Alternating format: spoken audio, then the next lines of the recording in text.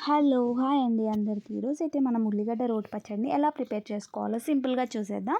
నేనైతే ఒక 6 ఉల్లిగడ్డలు తీసుకొని ఈ సైజ్ అయితే తరిగి పెట్టుకున్నాను. హాఫ్ టేబుల్ స్పూన్ ఆఫ్ జీలకర్రని తీసుకున్నాను. 2 రెమ్మల చింతపండుని తీసుకున్నాను. తర్వాత టేస్ట్‌కి కొద్దిగా బెల్లం తీసుకోవాలి. ఇది వేస్తే చాలా టేస్టీగా ఉంటుంది. అంత తియ్యగా అయితే ఏం కాదు.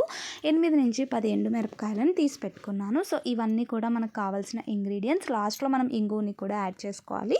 సో ఇవన్నిటిని రెడీ చేసి పక్కన పెట్టుకున్నాక స్టవ్ మీద బాండీ పెట్టేసి 3 టేబుల్ స్పూన్స్ ఆఫ్ ఆయిల్ని యాడ్ చేసుకొని దీంట్లో మనం తీసి పెట్టుకున్న జీలకర్రని యాడ్ చేసుకోవాలి. తర్వాత కొద్దిగా అన్నిటినీ వేసుకుంటూ ఉండాలి. ఎండుమిరపకాయలని కూడా యాడ్ చేసుకోవాలి. యాడ్ చేసుకున్నాక దీంట్లో హాఫ్ టేబుల్ స్పూన్ ఆఫ్ పసుపుని యాడ్ చేసుకోవాలి. తీసి పెట్టుకున్న చింతపండుని యాడ్ చేసుకోవాలి. తర్వాత ఉల్లిగడ్డల్ని అన్నిటినీ కూడా దీంట్లో వేసేసుకోవాలి. మనం దీంట్లో ఒకేసారి ఉప్పును కూడా యాడ్ చేసుకుంటాము. ఎందుకంటే ఇవన్నీ బాగా మగ్గాలి త్వరగా అంటే మనం ఉప్పును యాడ్ చేసుకోవాలి. సో నేనైతే ఇక్కడ గల్లుప్పుని యాడ్ చేస్తున్నాను.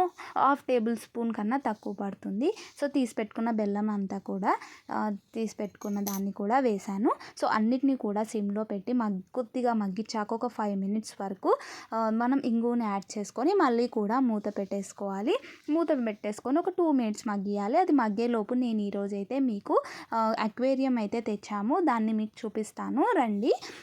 చూడండి ఇక్కడ అక్వేరియం ఎంత బాగుందో. అసలు దీన్ని చూస్తూ ఉంటే మనకి టైమే తెలియదు కదా. దీన్ని మెయింటెనెన్స్ చేయాలంటే కూడా చాలా కష్టం అండి. మేము ఇది సెకండ్ టైం తెచ్చుకున్నాము. సో అక్వేరియం ఎంత బాగుందో కదా. చూడడానికైతే చాలా బాగుంటుంది. రోజంతా దాని దగ్గరే గడిపేయచ్చు. టీవీ కూడా ఆన్ చేసుకోవాల్సిన అవసరమే ఉండదు. అంత టైం అనేది మనకు సేవ్ అవుతూ ఉంటుంది. చూడండి ఫిషెస్ మాత్రం చాలా బాగున్నాయి, యాక్టివ్గా ఉన్నాయి. రోజుకు ఒక్కసారే ఫీడ్ చేయండి, యాక్టివ్గా తిరుగుతాయి.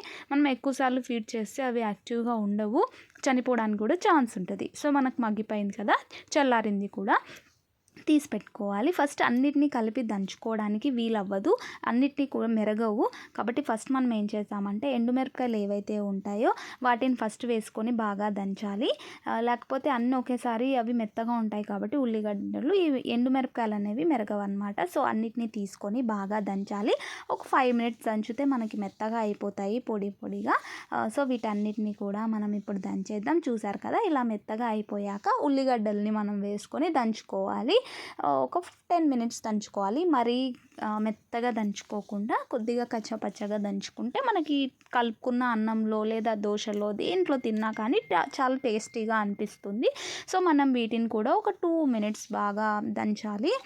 చూసారు కదా, ఈ కన్సిస్టెన్సీ వచ్చే వరకు మనం దీన్ని దంచుతాము. ఇంకొద్దిగా ఒక 2 మినిట్స్ దంచేసామంటే మనం ఏదైతే తీసి పెట్టుకున్నామో స్పూన్తో మొత్తాన్ని కూడా షిఫ్ట్ చేసేసుకోవాలి. మనం దీంట్లో మళ్ళీ నూనె వేసుకొని తిరువాత వేసుకోవాల్సిన అవసరం లేదు. బికాజ్ మనం అన్నీ ఆల్రెడీ కూడా నూనెలో మగ్గించాం కాబట్టి. సో ఈ పచ్చడిని తీసి పెట్టేసుకోవాలి. సో రోల్ అంతా క్లీన్ చేసి పెట్టుకోండి వెంటనే, అలానే పెట్టకూడదు. సో ఈ పచ్చడి ప్రిపేర్ అయిపోయింది కదా. ఈ పచ్చడి అయితే మీకు నోరు బాగాలేనప్పుడు ఎప్పుడు కానీ చాలా టేస్టీ అనిపిస్తుంది. ఒకసారి మీరు ట్రై చేసి ఖచ్చితంగా చూడండి. నేనైతే ఈరోజు దీన్ని సర్వం పిండి ఉంటుంది కదా, బియ్యం పిండితో చేసేది, ఆ రెసిపీతో నేనైతే ఈరోజు దీన్ని సర్వ్ చేస్తున్నాను ఇంట్లో. సో కొద్దిగా హాఫ్ టేబుల్ స్పూన్ కొంచెం వేసి సర్వం పిండిని పెట్టుకొని తింటే నెయ్యి వేసుకొని చాలా టేస్టీ, అన్నంలో కూడా చాలా బాగుంటుంది. Thank you so much for watching.